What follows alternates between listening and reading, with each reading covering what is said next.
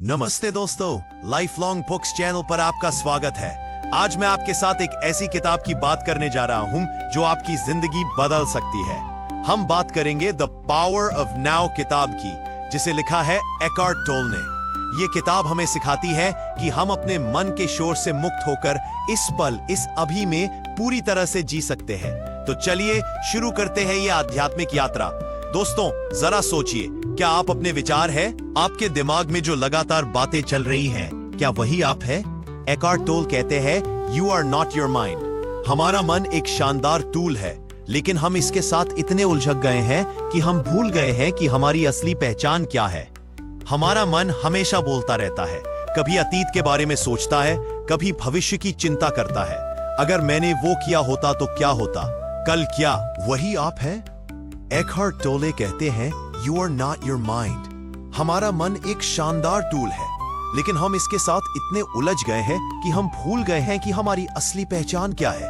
हमारा मन हमेशा बोलता रहता है, कभी अतीत के बारे में सोचता है, कभी भविष्य की चिंता करता है। अगर मैंने वो किया होता तो क्या होता, कल क्या होगा? इस तरह के विचार हमारे मन को बस रखते हैं। लेकिन क्या ये विचार वाकई हमारी जिंदगी की समस्याओं का समाधान करते हैं?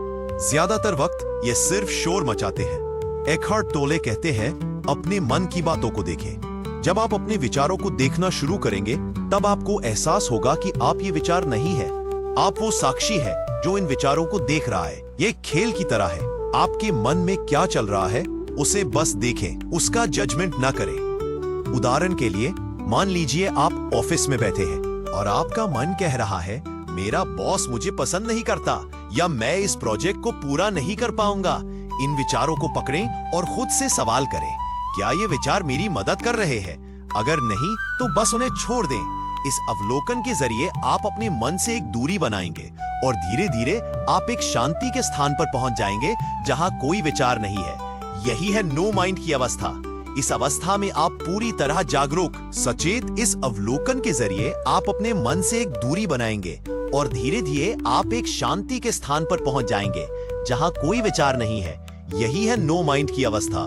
इस अवस्था में आप पूरी तरह जागरूक, सचेत और इस पल में मौजूद होते हैं। एक छोटा सा अभ्यास, आज से हर दिन 5 मिनट निकालें, शांति से बैठें, आंखें बंद करें और अपने विचारों को देखें। कोई विचार आए तो उसे जज न करें, बस देखें और छोड़ दें। ये आपको आपके मन से मुक्त करेगा। चैप्टर 2, यह पल ही सब कुछ है और इस पल में मौजूद होते हैं। हमारा मन हमेशा अतीत में लौटता है या भविष्य की चिंता में डूबा रहता है। मैंने उस दिन वो कहा था, इसलिए ऐसा हुआ, या अगर मुझे ये नौकरी नहीं मिली तो क्या होगा? ये विचार हमें इस पल से दूर ले जाते हैं। लेकिन सच तो ये है कि इस पल में ही आप हर चीज का सामना कर सकते हैं। एक कहानी साझा करता हूं। एक दिन एक ज़ेन मास्टर ने अपने शिष्यों से पूछा, इस पल में क्या कमी है? शिष्य कोई जवाब नहीं दे पाए, क्योंकि जब आप इस पल में पूरी तरह मौजूद होते हैं, तब कोई कमी नहीं रहती, सब कुछ ठीक लगता है। एक कहानी साझा करता हूं। एक दिन एक ज़ेन मास्टर ने अपने शिष्यों से पूछा, इस पल में क्या कमी है? शिष्य कोई जवाब नहीं दे पाए, क्योंकि जब आप इस पल में पूरी तरह मौजूद होते हैं, तब कोई कमी नहीं रहती, सब कुछ ठीक लगता है। एक छोटा सा अभ्यास, जब भी आप व्यस्त या चिंतित महसूस करें, रुकें, गहरी सांस लें, अपने आसपास देखें, पेड़, पक्षी या आकाश को गहरे से देखें। कोई लेबल न लगाए, बस देखें। यह आपको इस पल में वापस लाएगा। इस पल में जीने की ताकत अपार है। जब आप इस पल में होते हैं, तब कोई चिंता, कोई डर आपको छू नहीं सकता। आप शांत, सचेत और पूर्ण महसूस करते हैं। चैप्टर 3, सरेंडर, वर्तमान को स्वीकार करें। दोस्तों, क्या आपने कभी किसी स्थिति के खिलाफ जंग लड़ी है? मान लीजिए आप ट्रैफिक में फंसे हैं और आपका मन कह रहा है, ये मेरे साथ क्यों हो रहा है? यह विरोध ही हमारे दुख का कारण है। एकार्ट टोले कहते हैं, accept the moment as it is. इस पल को जैसा है वैसा ही स्वीकार करें। सरेंडर का मतलब हार मानना नहीं है, इसका मतलब है इस पल के साथ जंग न करके उसे स्वीकार करना और फिर जरूरी कदम उठाना। मान लीजिए आपके बॉस ने कुछ कहा जो आपको पसंद नहीं आया। आपके पास 3 विकल्प है, बदलें, खुलकर बात करें, स्थिति छोड़ दें, अगर संभव ना हो तो वहां से निकल जाएं, स्वीकार करें, अगर बदलना या छोड़ना मुमकिन ना हो तो पूरी तरह स्वीकार करें। लेकिन सिर्फ शिकायत करना ये बस आपकी शांति छीनेगा। एक कहानी साझा करता हूं।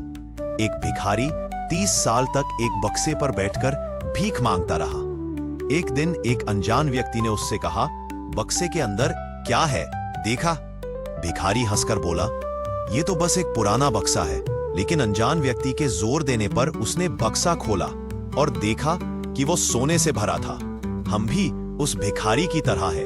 हमारे अंदर शांति, खुशी और प्यार का खजाना छिपा है, लेकिन हम बाहर खोजते हैं। सरेंडर करें, इस पल को स्वीकार करें और अपने अंदर का खजाना ढूंढ निकालें। चैप्टर 4, आपकी भीतरी शक्ति। दोस्तों, आपके अंदर एक शक्ति है जिसे एखार्ट टोले इनर बॉडी कहते हैं। एक छोटा सा अभ्यास करें। आंखें बंद करें, गहरी सांस लें और अपने शरीर की भीतरी ऊर्जा को महसूस करें। आपके हाथ, पैर, सीने, हर हिस्से में एक जीवंत ऊर्जा है। इस ऊर्जा से जुड़े। जब आप ऐसा करेंगे, आपको एहसास होगा कि आप सिर्फ अपना शरीर नहीं हैं, आप उससे कहीं ज्यादा हैं। यह ऊर्जा आपको बाहरी नकारात्मकता से बचाती है। मान लीजिए किसी ने आपको दुख पहुंचाया। अगर आप अपनी भीतरी ऊर्जा से जुड़े हैं, तो वो दुख आपको छू नहीं पाएगा। आप शांत रहेंगे और सही फैसला ले पाएंगे।